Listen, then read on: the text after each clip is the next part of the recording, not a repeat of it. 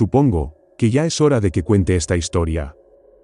No me estoy haciendo más joven y creo que es una historia que debe ser transmitida, teniendo en cuenta el estado del mundo. Esto fue en mis primeros días en el DNR, que es el Departamento de Recursos Naturales, por supuesto, en una unidad llamada en broma, la Unidad de Acosadores Nocturnos. Nuestro trabajo consistía en ocuparnos de los casos considerados CZE, es decir, entidades zoológicas clasificadas. Cualquier cosa encontrada en el mundo natural que requiriera cuidados especiales y contingencias diplomáticas. Hombres lobo, yetis, tritones, cualquiera de esas entidades que desafían las convenciones científicas, muestran una inteligencia similar a la nuestra, o presentan una amenaza formidable para nuestra especie que requiere un alto nivel de discreción y tacto por nuestra parte. Si alguien tiene un encuentro con un CZE, eso no es algo que investiguemos, salvo para asegurarnos de que no han recogido ninguna prueba que pueda comprometer la privacidad del CZE. Lo que nos preocupa son los casos de contacto negativo. Si una empresa está intentando desarrollar una zona que está causando molestias a la población local de CZE, si uno o varios cazadores han intentado atrapar o matar a un CZE, si una familia o pueblo ha sido objetivo de uno o varios CZE de forma peligrosa, o, como fue el caso que describiré aquí, alguien apareció muerto en un aparente ataque de un CZE. Este caso ocurrió en el año 83, cuando todavía era un novato que trabajaba a las órdenes de Conner Duncliffe, mi mentor y una leyenda de los parques y la vida silvestre. Nos llamaron a un parque conocido como la Tierra entre los Lagos, entre Kentucky y Tennessee. Era una zona bastante popular para la caza, el senderismo y la acampada. Era verano y una familia había aparcado su autocaravana en el camping situado en la parte norte de la zona, para comenzar lo que habría sido un perfecto viaje de acampada de verano en familia. Lo que obtuvieron en cambio fue una pesadilla más allá de todo lo que pensaron que era posible. El informe nos llegó unas 8 horas después de que un lugareño encontrara a la familia muerta. Para entonces, la policía local y los guardas del parque habían revisado toda la terrible escena. La familia había sido descuartizada, despedazada por un animal salvaje o por un asesino con hacha que no conocían, y así fue como acabó en nuestro escritorio. Conner y yo fuimos al lugar de los hechos, e intentamos suavizar las cosas con los lugareños. Los mantuvimos ocupados con el control de las multitudes y el patrullaje. Cualquier cosa, para minimizar el trauma que experimentarían al tener que procesar una escena como esta. El camping parecía el suelo de un matadero. El padre estaba tumbado justo al lado de la puerta de la caravana, partido por la mitad. La escopeta que tenía a su lado, solo se había disparado una vez, y a juzgar por las pruebas, solo había dado en el suelo. En el interior de la caravana, el niño estaba en pedazos alrededor de la sala de estar principal. No podía tener más de 11 años. Más atrás encontramos a la madre, en el baño de la parte trasera de la caravana. La puerta del baño había sido arrancada de las bisagras y aplastada como una lata. Encontramos heridas defensivas en ella, así que al menos había intentado presentar batalla. Conner fue el que se dio cuenta de que también había ropa y muñecas para una niña pequeña en la caravana. Buscamos en la zona esperando y rezando, para que se hubiera escapado y escondido en algún lugar. La encontramos a menos de 40 metros, a 6 metros de altura en un pino, destrozada y clavada en una rama como los alcaudones clavan los insectos en una espina negra. Nunca había visto algo tan terrible. Conner parecía estar a punto de desmayarse o de perder su almuerzo. Jamás lo había visto tan enfadado. Después de que los dos nos hubiéramos recompuesto, empezamos con el caso. Todas las pruebas apuntaban a un ataque de un hombre lobo, lo que llamábamos un caso de Black Dog en el DNR. El padre había sido atraído, probablemente por un ruido o un golpe en la caravana. Una vez que fue despachado, la madre y los niños se atrincheraron en el baño y el CZE arrancó la puerta, mató a la madre y procedió a arrastrar a los niños para que fueran masacrados. Conner estaba convencido de que había habido más de uno, lo que significaba que no se trataba de un solitario y que era una amenaza seria para la gente de la zona. Había que hacer algo y no tenía ni idea de lo que podría significar. Después de asegurarnos de que los equipos tenían todo bajo control, volvimos al motel que habíamos alquilado en la zona. Recuerdo que Conner Pasó la mayor parte de la noche en la terraza exterior, fumando como una chimenea y con cara de estar considerando algo realmente desagradable. A la mañana siguiente no podía estar seguro de que hubiera conseguido dormir, pero me miró con dureza y me dijo que había una forma de arreglar esto si tenía el valor, y estaba seguro de que quería arreglarlo. Le dije que haría cualquier cosa para arreglar las cosas para esa familia y asintió con una expresión de condena. Me dijo que fuera a buscar provisiones para una acampada de al menos 3 o 4 días. Teníamos tiendas de campaña y luces y cosas así en la camioneta, así que cogí comida y agua y otras necesidades. Cuando volví vi que tenía una bolsa con pruebas tomadas de la escena. Cuando empecé a preguntar sobre ello, se limitó a sentir y a revisar las provisiones. Seguimos conduciendo hacia el norte de Kentucky, adentrándonos en el campo, donde la carretera se convirtió en grava y la grava en tierra. Parecía que estábamos siguiendo un antiguo camino forestal. Cuando llegamos a una valla marcada como terreno protegido, dejamos el camión y nos adentramos en el bosque durante la mayor parte del día. Por el camino me di cuenta de que Conner recogía salvia de pradera y la guardaba en una bolsa. Habíamos traído un arco y unas cuantas flechas y Conner me dijo que estuviera atento a cualquier caza que pudiéramos abatir. Vi un conejo de tamaño decente y conseguimos cazarlo, aunque yo no era un gran cazador con arco.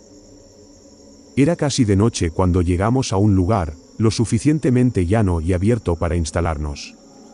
Una vez montado el campamento y encendido el fuego, echó un puñado de la salvia que había recogido. Las hojas verdes crearon un humo acre y pesado que impregnó la zona. Me recordó a mi abuela, que solía quemar salvia alrededor de su casa todo el tiempo. Le pregunté si debía limpiar el conejo para hacernos algo de comida, pero me dijo que el conejo no era para nosotros. Había estado pensando en diferentes explicaciones sobre lo que estábamos haciendo allí, pero nada tenía suficiente sentido, así que finalmente tuve que preguntar. Conner miró la luz roja y naranja que se desvanecía y respiró profundamente. Lo que hemos venido a hacer, dijo, es algo que no hacemos a la ligera. No lo he hecho desde hace 20 años, y no creo que tenga que volver a hacerlo. Me lo enseñó mi abuelo, pero es algo que hacían los indios de la zona. Sabes que las criaturas que fueron responsables de ese horror en el parque han existido por más tiempo que cualquiera de nosotros, antes de los colonos, antes de los indios. Nuestra relación con ellos ha cambiado a lo largo de nuestra historia compartida. A veces tenían la sartén por el mango y nosotros vivíamos atemorizados en el bosque, o nosotros teníamos la sartén por el mango, y ellos se veían obligados a retroceder más profundamente, para mantenerse alejados de nuestras armas y máquinas. Como sabes, son muy inteligentes, en un nivel diferente al nuestro, supongo. Creo que fueron una especie de cruce evolutivo donde la raza humana se dividió entre la sociedad pensante y las tribus primitivas. Evolucionaron por un camino diferente, un camino más natural se podría decir. Puede que no hablen nuestro idioma, ni construyan ciudades como nosotros, pero son tan agudos, tan observadores y adaptables como nosotros, quizá incluso más, ya que no tienen lenguaje ni historias que entorpezcan su pensamiento. La cuestión es que no son animales como lo son los lobos o los osos para nosotros. Evolutivamente están al mismo nivel que nosotros, y por ello debemos considerar nuestra relación con ellos de forma diplomática. No queremos vivir con miedo de ellos, y ellos quieren que se les deje en paz. Para mantener esta paz, los antiguos humanos habían ideado una línea de contacto entre nosotros, en caso de algún acontecimiento inaceptable. Una forma de acercarse y establecer un contacto pacífico. Obviamente, esto no es algo que ninguno de los dos bandos disfrute en ningún sentido. Los hombres lobo han cultivado una poderosa desconfianza hacia los humanos a lo largo de los siglos, y no puedo decir que les culpe por ello. Nos respetan como amenaza, pero nos desprecian como especie. Esto, por supuesto, no es cierto para todos ellos. Al igual que nosotros, hay algunos entre ellos más propensos a la paz y la coexistencia, al igual que hay otros que nos aniquilarían si tuvieran la oportunidad. Por eso este contacto es extremadamente arriesgado para nosotros. Recuerdo que me sentía distante, como si lo que decía estuviera rebotando en mi cabeza y no pudiera asimilarlo. ¿Me estaba diciendo en serio que íbamos a encontrarnos con uno de los hombres lobo? ¿Incluso con toda una manada de ellos? ¿Para qué? ¿Para hablar con ellos y pedirles ayuda? Me quedé sentado como una estatua, mientras él hablaba y echaba más salvia al fuego. El ritual debía seguirse al pie de la letra. El lugar de encuentro estaba en lo más profundo del bosque, y no debíamos llevar ni herramientas ni armas ni siquiera ropa. Nada más que la ofrenda y las pruebas. Esto nos pondría completamente a su merced, que es la única manera en que nos dejarían acercarnos. Eso fue lo primero que me vino a la mente. ¿Sin armas? ¿Sin ropa? Pensé que podría estar intentando tomarme el pelo, pero cuando le miré a la cara, pude ver que no solo hablaba en serio, sino que estaba asustado. Ver a un hombre como Connor aterrorizado fue algo que nunca olvidaré. Arrojó otro puñado de salvia al fuego y lo señaló con un gesto. La quema de salvia, dijo, era parte del ritual. Los indios creían que alejaría a los espíritus malignos de la zona. Mi abuelo tenía una idea diferente de lo que era. Lo llamaba una especie de faro olfativo. Un olor fuerte para llamar su atención y que asociaban con el ritual de contacto, para hacerles saber que íbamos a intentar el contacto. Se llevó una rama de salvia a la nariz, antes de arrojarla al fuego. Esperamos hasta que la luna estuviera alta y el camino estuviera lo suficientemente iluminado, como para poder caminar en la oscuridad. Estaba mirando la luna a través de la pared de mi tienda, cuando Connor me llamó y me dijo que era la hora. Sentí que mi estómago hacía una rutina de gimnasia y me arrastré para ver que el fuego estaba apagado y que Connor ya estaba completamente desnudo. Me quité la ropa entumecida y fui a reunirme con él. Nunca me había sentido tan vulnerable como de pie en aquel bosque oscuro, desnudo y temblando. No hacía frío, pero me imagino que podrían haberme confundido con un eunuco, de lo nervioso que estaba. Agarré el conejo que habíamos matado y lo apreté contra mi pecho, tratando de sentirme menos desnudo.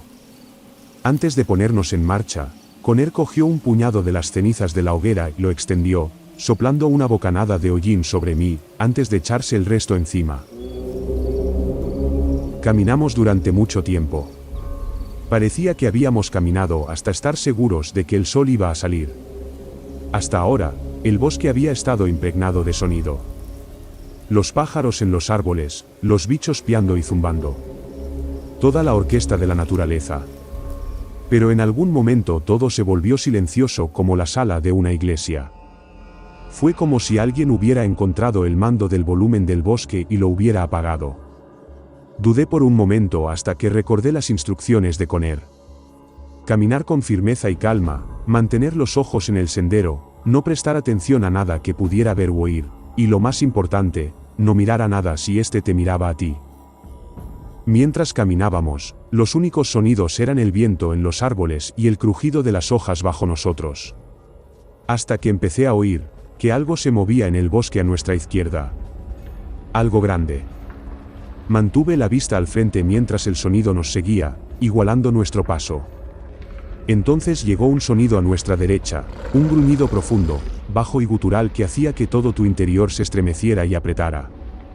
Había oído a los investigadores mencionar el infrasonido, una especie de sonido de baja frecuencia que puede provocar ansiedad y sentimientos de temor en las personas. Decían que podía detectarse en el rugido de un tigre y que nuestra reacción a él podría estar ligada a nuestros miedos ancestrales. Quizá no eran los tigres lo que les preocupaba, después de todo. En cualquier caso, al estar allí en la oscuridad, sin nada entre ellos y nosotros, no puedo describir el terror que sentí. Mientras caminábamos, los dos que estaban a nuestros lados se mantenían a nuestra altura. Uno de ellos saltó al camino detrás de nosotros y soltó otro gruñido que me hizo vibrar los dientes antes de cargar contra nosotros. Pude oír el choque de las hojas, y sentir el golpe de sus pies contra el suelo, a menos de medio metro de mí. Tuve que hacer todo lo posible para no girar y salir corriendo hacia la línea del bosque, gritando y orinándome. Oí cómo se deslizaba hasta detenerse y sentí cómo la tierra y los palos que levantaba rebotaban en mis pantorrillas, pero seguí caminando, y Connor hizo lo mismo. Ya no sentía mi cuerpo, pero concentré toda mi cordura en caminar, y mirar hacia adelante. Cuando Connor finalmente se detuvo, habíamos llegado a un claro. La hierba y la salvia de la pradera eran de un plateado brillante a la luz de la luna, que era tan fuerte que parecía de día. Por un momento nos quedamos parados, el bosque estaba quieto y silencioso como un cementerio. Entonces, vislumbré unos ojos que reflejaban la luz de la luna, en los arbustos que teníamos delante. Una gran forma surgió del bosque frente a nosotros. Se arrastró hacia adelante a 4 patas, su pelaje negro parecía absorber toda la luz. Una silueta viva con 2 perlas brillantes donde deberían estar sus ojos. Otros 2 emergieron a su lado como guardaespaldas, uno de ellos parecía plata hilada a la luz de la luna, y sus ojos tenían una chispa como el ámbar cuando se frota contra la lana. El otro tenía manchas negras, y ojos que brillaban como las cenizas moribundas de una vieja hoguera. Casi rompí mi compostura, cuando sentí un aliento caliente en la parte posterior de mis piernas, y escuché un resoplido.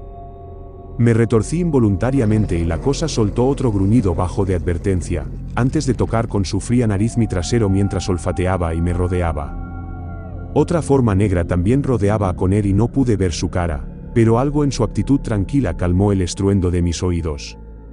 El hombre lobo que me rodeaba volvió a gruñir e intentó mirarme a los ojos, y yo aparté la mirada rápidamente, esquivando su mirada como un niño nervioso que se enfrenta a un policía enfadado. Se abalanzó sobre mí y escuché el chasquido de sus dientes, y sentí la ráfaga de aire al morder, provocando un escalofrío, que me hizo alegrarme de haber vaciado la vejiga antes de salir. El gran hombre lobo negro nos miró por un momento antes de moverse. Algo en su interior estalló como una ramita que se rompe en una toalla mojada y se levantó lentamente sobre 2 patas. Los otros 2 le siguieron. Los 2 que estaban a sus lados debían de medir 2 o 3 metros, pero el negro debía de estar cerca de los 3 metros. Nunca había visto algo tan grande, tan cerca. Casi oscureció la luna sobre nosotros. Conner me miró e hizo un gesto hacia el conejo que sostenía. Me sentí como en un sueño de terror a cámara lenta, y mi cuerpo no respondía. Un gruñido bajo detrás de mí me sacó de dudas, y di un paso adelante. Podía sentir los ojos sobre mí, como atizadores calientes sostenidos a centímetros de mi piel, esperando una excusa para cerrar la brecha. Dejé el conejo a los pies del más grande, adentrándome en su sombra, que parecía ser una extensión de sí misma, como si me metiera en una inmensa boca abierta. Un resoplido llegó desde lo alto y sentí que me arrastraban el pelo. Para mi absoluto horror, una nariz entró en mi campo de visión, luego un hocico y después las brillantes perlas bioluminiscentes de sus ojos. Algo me abandonó en ese momento, como si hubiera metido la mano dentro de mí, y hubiera cogido algo. Aparté la mirada de aquellos puntos de luz, en la masa negra que tenía ante mí, con gran dificultad. Luego di un paso atrás, acercándome con cuidado al lado de Conner una vez más. El mayor olfateó el conejo antes de hacer un gesto a uno de los asistentes, que agarró la liebre con una mano. Parecía un gorila sujetando un gatito, aunque pensaba que el conejo había sido bastante grande para su especie. Desapareció en el bosque y Conner sacó la bolsa de pruebas de debajo del brazo. Empezó a sacar objetos y los puso en el suelo ante él. Había un trozo de tela ensangrentada, un anillo de bodas manchado de sangre, un zapato de niño, y por último, un mechón de pelo dorado. El alfa olfateó los objetos con atención, gruñendo por lo bajo al llegar al pelo. Se puso a su altura y observó a Conner, mientras sacaba los últimos objetos de la bolsa. Un puñado de pieles encontradas en la mano del padre, muestras de saliva tomadas de los cuerpos, y un pequeño frasco de tierra empapada de orina, tomada cerca del lugar. El alfa olfateó estos objetos y resopló antes de gruñir y ponerse en pie. Gruñó profundamente por un momento, antes de volverse para desaparecer en la oscuridad con un breve paso, cubriendo la distancia hasta los árboles como una nube que pasa frente a la luna. Los demás no tardaron en seguirle, mirándonos con gruñidos bajos de advertencia. Cuando se fueron, Conner y yo nos quedamos impactados, hasta que los sonidos del bosque volvieron tan rápido como se habían ido. Parecía que se me había quitado un gran peso de encima, y sentí que me iba a desmayar. Conner inspiró largamente y lo soltó lentamente, temblando apenas. Me miró y sonrió. Creo que le gustas, dijo, y yo casi me caigo al oírlo, con las rodillas ligeramente dobladas. El viaje de vuelta al campamento pareció ocurrir en tiempo doble, como si alguien rebobinara una cinta. Una vez que encontramos las linternas, Connor y yo nos pusimos la ropa y nos metimos en nuestras tiendas sin decir nada. Me sentí como si no fuera a dormir nunca más, con el corazón retumbando en mis oídos, pero terminé por quedarme dormido casi tan pronto como mi cabeza tocó la almohada. Los días siguientes los pasamos acampando y esperando. Connor me había dicho que teníamos que quedarnos en la zona, hasta que tuviéramos algún indicio de que habían hecho algo con nuestro problema mutuo. Me habló de la primera vez que realizó el ritual de contacto. No había sido aquí, aunque dijo que había contactado con esta manada antes. Al parecer era algo que se hacía en todo el país. El ritual cambia ligeramente en algunas zonas, pero el propósito era el mismo. La tercera noche oímos unos aullidos lejanos, profundos y penetrantes incluso a distancia. Sonaba como una manada de lobos cantando a coro, todos aullando y aullando a diferentes volúmenes e intervalos. A la mañana siguiente encontramos, tiradas en el suelo ante nuestra hoguera, 3 enormes manos con garras, cortadas por la muñeca y alineadas. Connor sonrió cuando lo vio. Parece que se han ocupado de ello, dijo, levantando una para examinarla. Me entregó una de ellas, y la sentí más pesada de lo que parecía, como si sostuviera un arma por primera vez. La mano era más grande que mis 2 manos juntas, y las largas garras al final de cada dedo, debían de medir 5 pulgadas y estaban ligeramente retraídas. El pelaje de cada una, era de un color diferente, y cada una era claramente una mano izquierda. Connor puso cada una en una bolsa separada, y dijo que los chicos del laboratorio estarían encantados con ellas. No tuvimos noticias de ninguna otra actividad en la zona, y dijimos a todo el mundo al que estábamos autorizados a informar, que la situación estaba resuelta y que habíamos realizado un contacto muy exitoso. Después de eso me sentí un poco como una celebridad en el DNR. Fue algo que nunca olvidaré, y algo que no me plantearía volver a hacer, a menos que la situación fuera grave. Aunque, con los informes que estamos recibiendo últimamente, puede que tengamos que volver a hacerlo muy pronto. No sabemos por qué se han vuelto más activos y agresivos últimamente, pero ciertamente hace que la paz continua entre nosotros sea cada vez menos fiable. Lo que eso significa para el futuro, solo puedo temer lo peor.